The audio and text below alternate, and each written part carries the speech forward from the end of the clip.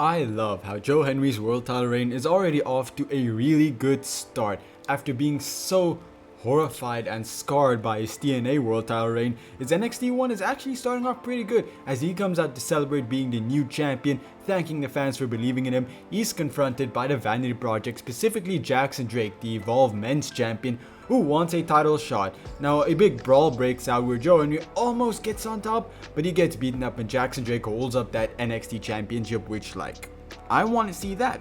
Maybe not now, but like in 6-7 months, I want to see that championship reign. But anyways, this does confirm that we're getting a championship match tonight for the NXT Championship. Now, it was pretty weird that the match was in the middle of the show. It wasn't in the main event, which, like, it's the NXT Championship.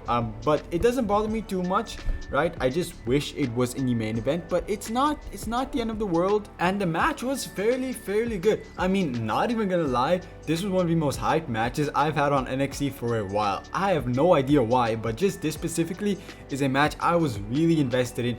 Joe Hendry obviously does end up retaining, but Jackson Drake did have a good showing. Again, I am happy Joe Hendry's reign is off to a solid start. Although after the match, Ricky Saints attacks Joe Hendry, and I'm gonna assume this is the match we're gonna be building towards for Stand and Deliver. It just makes sense. It's probably your two biggest and at least most established stars on NXT.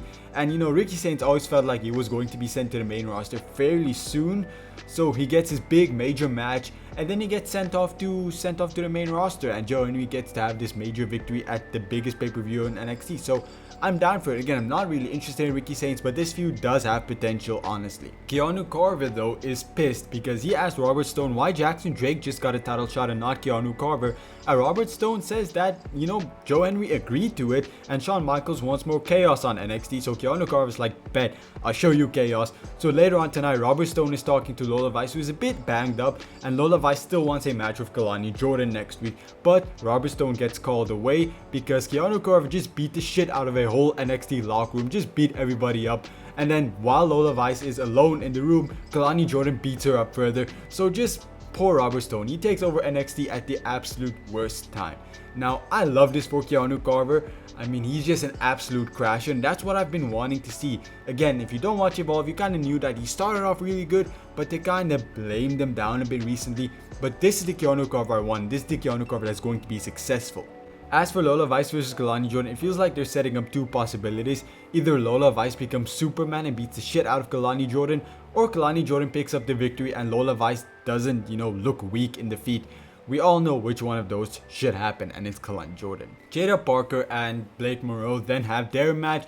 Also a fairly solid match, but it ends in no victory. What the fuck do you call it? Did I really just forget what you call when a match doesn't have a victor? No contest. It ends in no contest. So after the match, or not after the match, they go outside, the match gets thrown out, and then Blake Moreau gets like put over the steel steps, and then Jada Parker hits that hip bump on her. It looked pretty good. I like that. But I am absolutely loving this feud, man. I wish it was just for the NXT Women's Championship. I have no more interest in JC Jane or whatever is really happening in that scene right now. I just want to see this feud for the NXT Championship. It feels like the two biggest women's wrestlers on NXT right now having a pretty solid, pretty interesting, and pretty good in-the-ring feud. So come on, man, let's somehow pivot to that unless we talk about the NXT Women's Championship, which we're gonna do for the main event, so just hold on to that. And then your weekly Speed Championship Tournament update. Eli Knight defeats Josh Briggs. Cool, really nice. Then Ilya LaFleur and Eli Knight try and shake hands after the match, but Jasper Troy attacks both of them.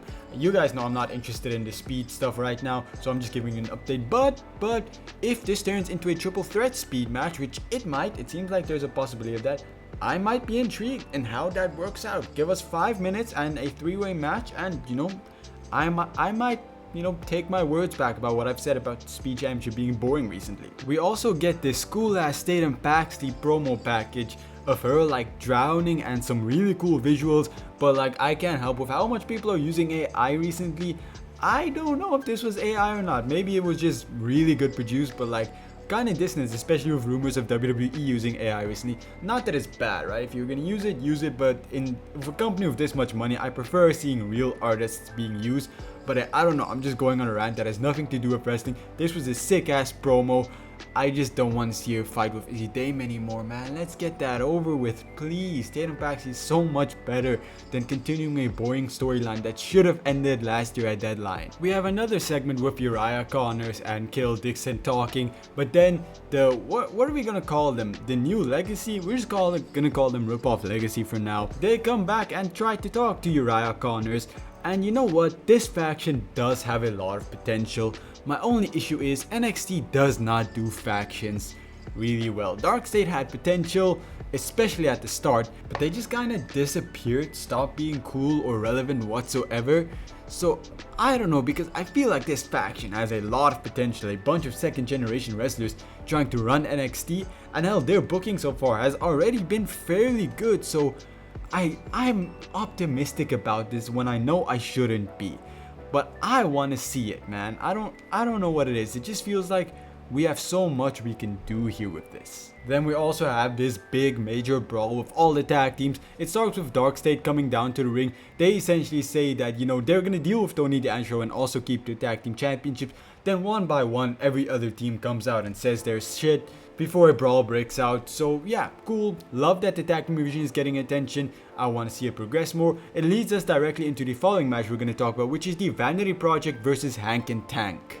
And I actually really enjoyed this match purely because of how entertaining each team is. For the longest time, the tag team division felt very bland, especially after Fraxium left, but it feels like we're getting personality back. The Vanity Project have a very clear, very interesting personality that's fun to watch.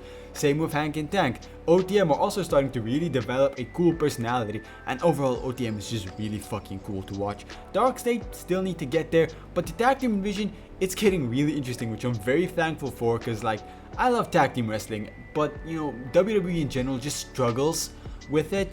So finally starting to see it being rebuilt on NXT is good, because well, although it's been in a rebuilding phase for like 3-4 months, we're finally starting to see the results of it, which is so good. We just need a few more tag teams, sign a few more interesting tag teams. Like, I'm really pissed. I'm happy the Righteous are on TNA, they're very good there, but I'm really pissed NXT didn't sign them first, because they would have added so much more to this tag team division and make it so much cooler than it even is right now. The Vanity Project though do manage to secure the victory after Jackson Drake interferes, so the Vanity Project stands tall. I'm glad the Vanity Project at least got one victory net after Jackson Drake lost, which is fine, right? I didn't expect him to win even though I really wanted to.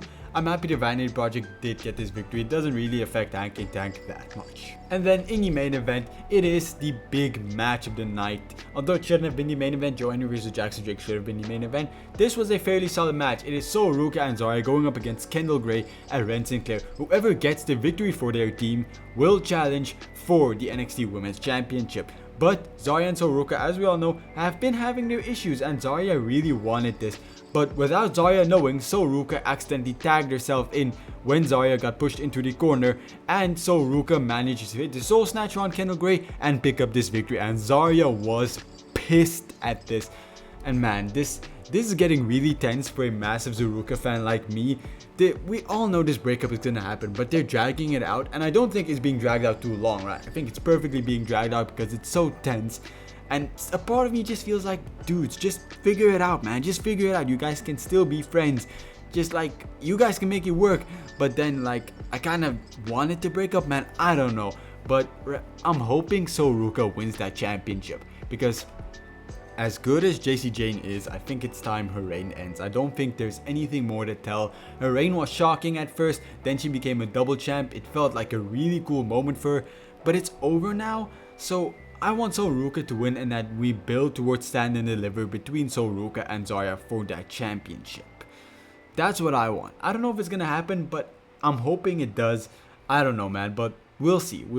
So if I had to give tonight's NXT episode a rating, I would say it was another 10 out of 10 episode. Last week wasn't a 10 out of 10 episode, I believe, but this episode was fun. It was chaotic. A lot of cool stuff happened. I loved all the matches that they put in front of me, and it just felt like we're building towards a better future for NXT, which is just, I love that, man. I love NXT, the best wrestling show in the world by far for me currently. So if you like this review, please leave a like, subscribe. I cover NXT, TNA, and Evolve every single week. I also have podcasts with PWF. That's about an hour and a half to 2 hours where we talk about Evolve each week. So you should tune into that. So leave a like, subscribe, do all that YouTube stuff for me. Goodbye, everyone.